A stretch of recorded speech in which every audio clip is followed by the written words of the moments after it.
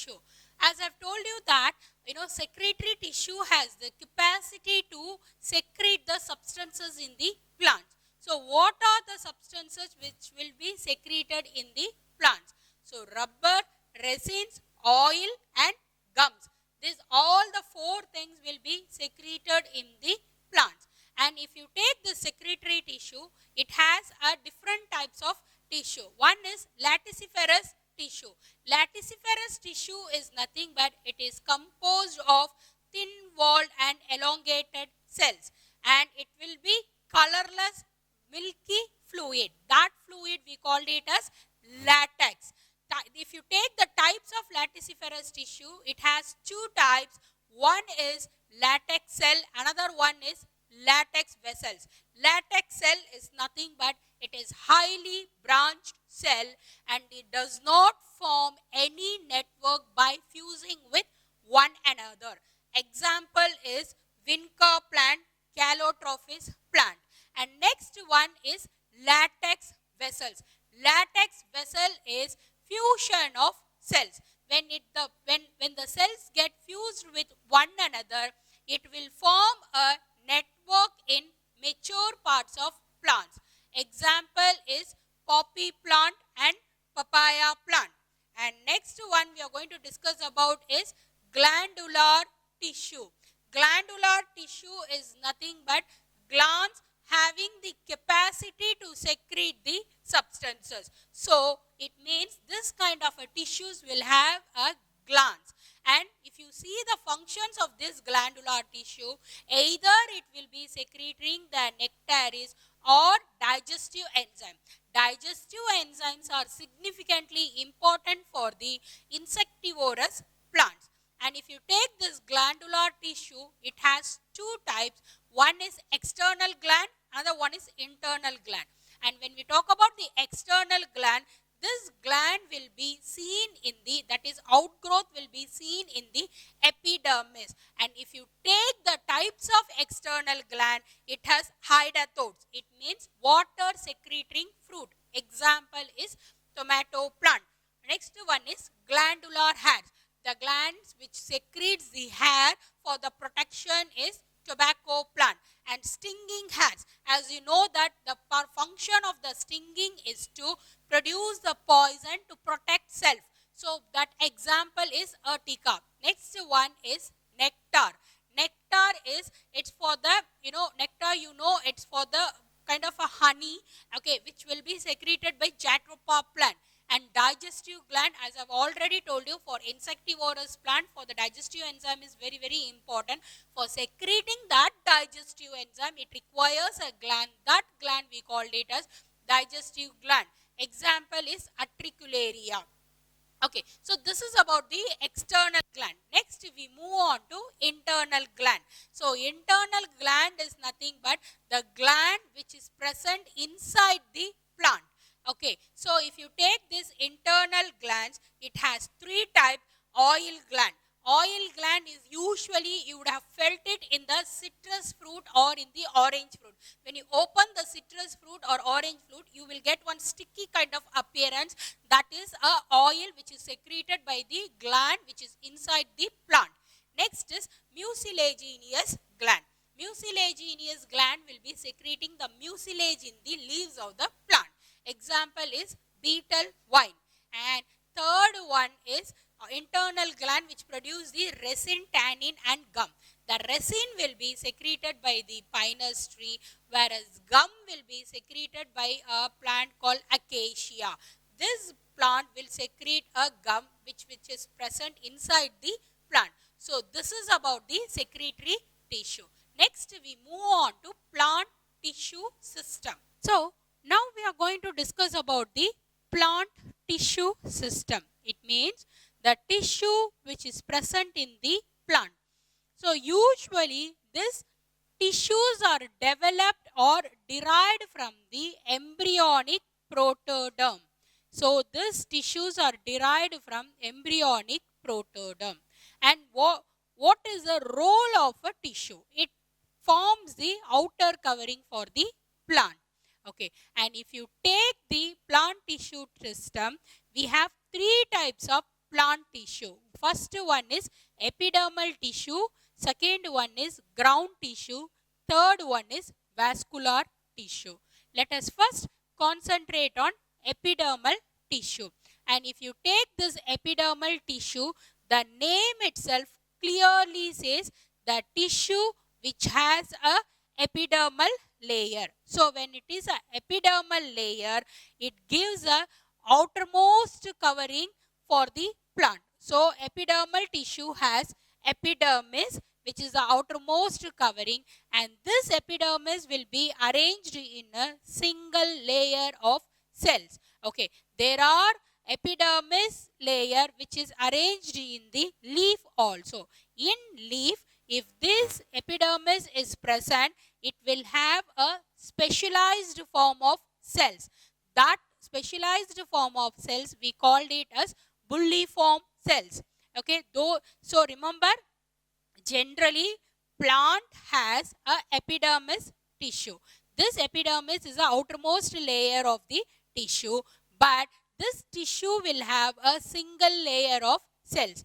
But if the epidermis cells are present in the leaf, it will be present in the form of specialized type of cells. That specialized type of cells, we called it as bulliform cells.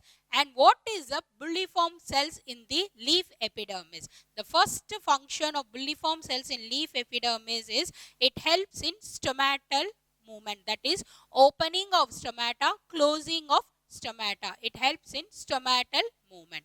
Not only in stomatal movement it helps, other function of bulliform cells is it aid in rolling of leaves. That means a rolling of leaves can be avoided, so that the transpiration, so the rolling of leaves can be aided, so that it will reduce the transpiration. You know that what is mean transpiration? Transpiration is nothing but water loss happening from the leaves is the transpiration. So it aids in rolling of leaves to reduce the transpiration.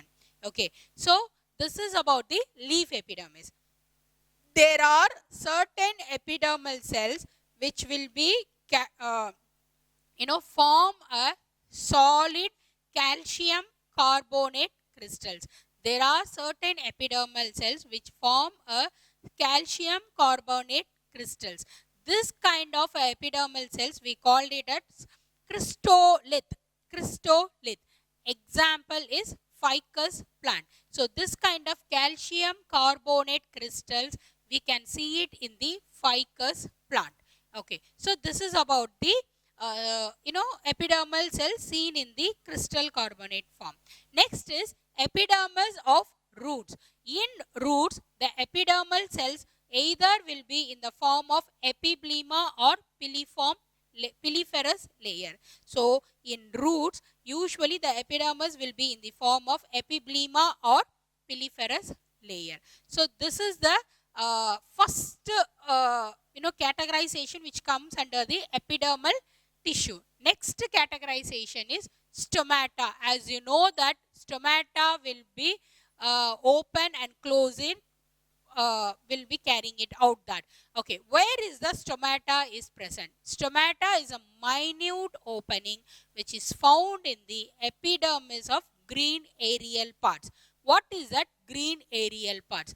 Green aerial parts are nothing but it's our leaves.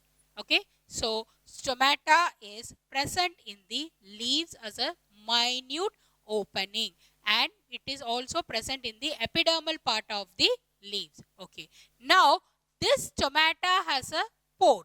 This pore is surrounded by a kidney shaped cell. That kind of a cell we called it as Gott cells. That kind of a cells we called it as Gott cells. Already in this stomatal movement we have studied about the Gott cells, and these Gott cells are living cells and contain chloroplast. These cells are living cells and contain chloroplast. Next, third categorization which comes under the epidermal tissue is epidermal outgrowth. It means in the epidermis there will be some outgrowth. So if you take that, it has three types. One is trichomes, second one is root hairs, third one is emergence. So trichomes is helpful in the preventing water loss. So just like the leaf epidermis, the whole plant will be, water loss can be avoided by way of trichomes. This is, trichome is nothing but it is an epidermal outgrowth. Second one is root hairs. So root hairs, what is the function of a root hairs? Sorry, helps in increasing absorptive surface area. So root hairs is again a epidermal outgrowth, where the function of that is helps in increasing absorptive surface area. And third one is emergence.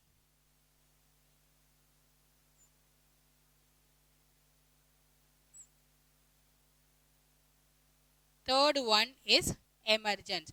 So emergence or protects the plants from excess transpiration and grazing of animals. So if when the emergence kind of epidermal outgrowth is present, the grazing of animals can be protected, and apart from that, transpiration can also be protected. So if you take this epidermal tissue, it has epidermis, stomata and epidermal outgrowth. And you have seen the functions of what are the functions which comes under the epidermal tissue. Next, we move on to ground tissue. So next we are going to see the ground tissue system. So this is the second type of plant tissue system. Ground tissue system. It means it is a bulk of the, it constitutes the bulk of the plant body, and it is also called as fundamental tissue system. So ground tissue system is the main bulk of the body. It is also called as fundamental tissue system. And this ground tissue system has three zones. First zone is cortex, second one is pericycle, third one is medulla or pith. First we will see the cortex. Cortex is the main zone which is lying between the epidermis and pericycle. So cortex is the main zone which is lying between the epidermis and pericycle. And if you take this cortex in roots, this roots of monocots and dicots, it consists of, cortex is consist of parenchymatous cells. So in roots, cortex will have parenchymatous cells, whereas in stem, the cortex will have three zones. The first zone is hypodermis, second zone is general cortex, third one is endodermis. So in root there is no confusion, because all the monocot plants and dicot plants will have the parenchymatous cells, whereas in stem the cortex will have three zones: hypodermis, general cortex, endodermis. In that, hypodermis will carry the collenchymatous cells. Collenchymatous cells. So collenchymatous cells will protect the internal tissues of the plant. Next one is this collenchymatous cells will have chloroplast. So when it has a chloroplast, it is understood that this kind of a cortex will go perform photosynthesis. Okay. The second zone is the general cortex. In that, hypodermis is made up of collenchymatous cells. General cortex is made up of parenchymatous cell. Okay, and general cortex will store the food and takes part in the absorption and translocation of water. The third subzone is endodermis. Why do we call endodermis? It is also called starch sheath. The endodermis is also called starch sheath because it has a presence of starch in it. Okay. The second zone we are going to talk about is pericycle. This pericycle will be present between endodermis and stele. So this pericycle will be present between endodermis and stele. Either the pericycle will be contain parenchymatous cell or it will be contain sclerenchymatous cell. Okay, and in roots, in roots of parasitic plants and hydrophytes, this pericycle is absent. In roots of parasitic plants and hydrophytes, this pericycle is absent. And third zone we are going to discuss about here is medulla or pith. So medulla, it means it is a central core of the stem and root. Medulla or pith is a central core of the stem and root, and it has a parenchymatous cell.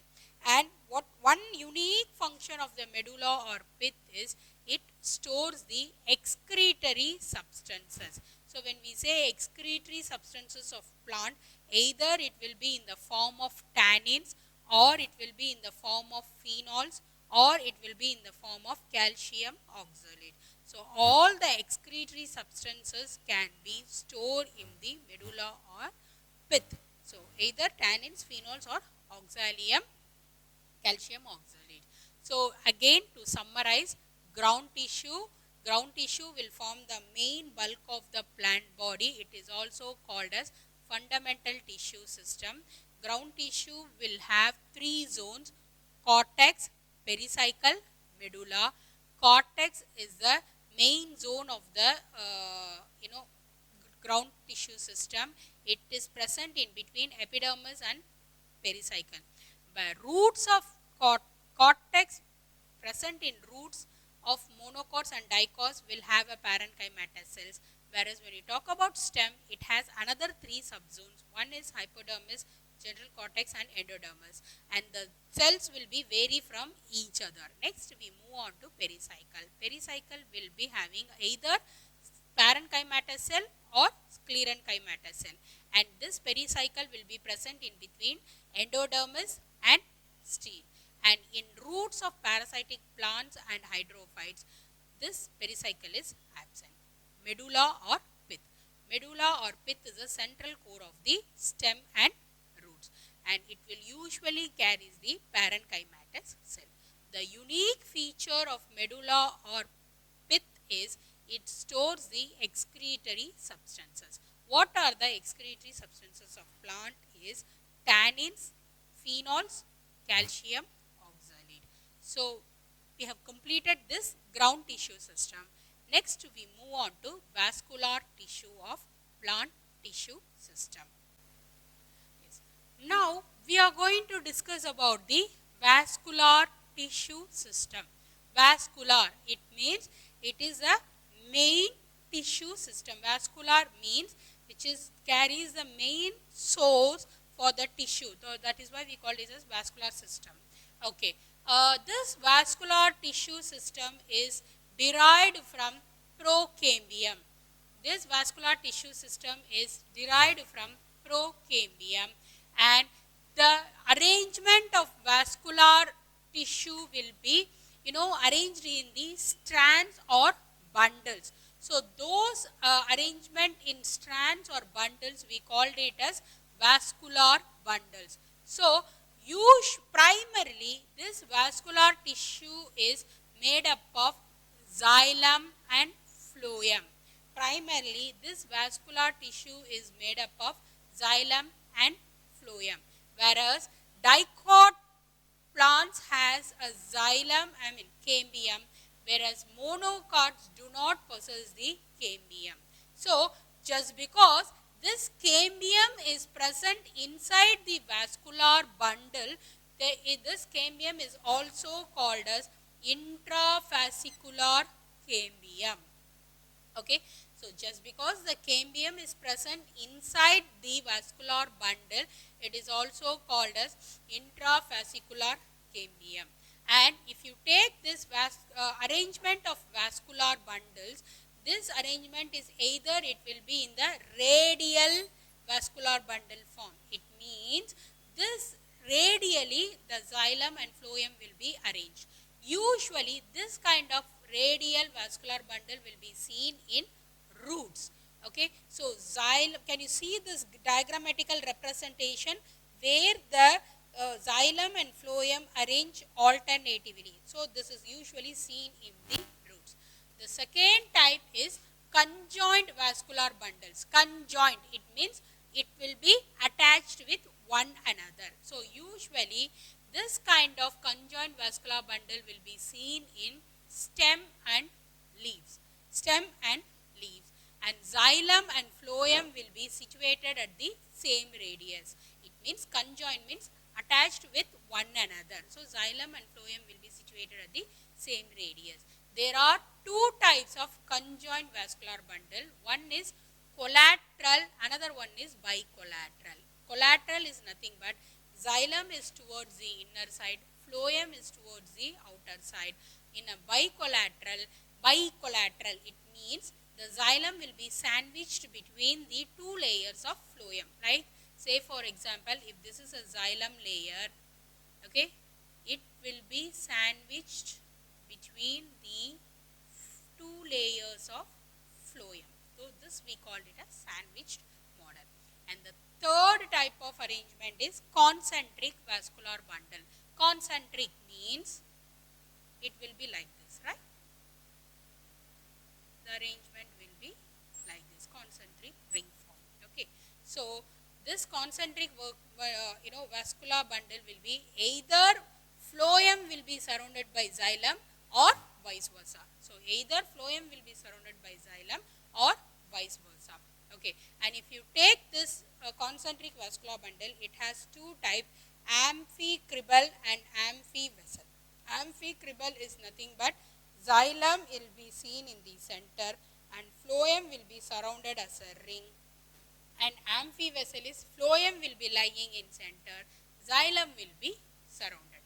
So to come again to the topic vascular tissue system. Vascular tissue system is derived from procambium. It will be vascular tissue will be arranged in strands or bundle pattern. So we called it as vascular bundle. Primarily this vascular tissue is made up of xylem and phloem. Okay.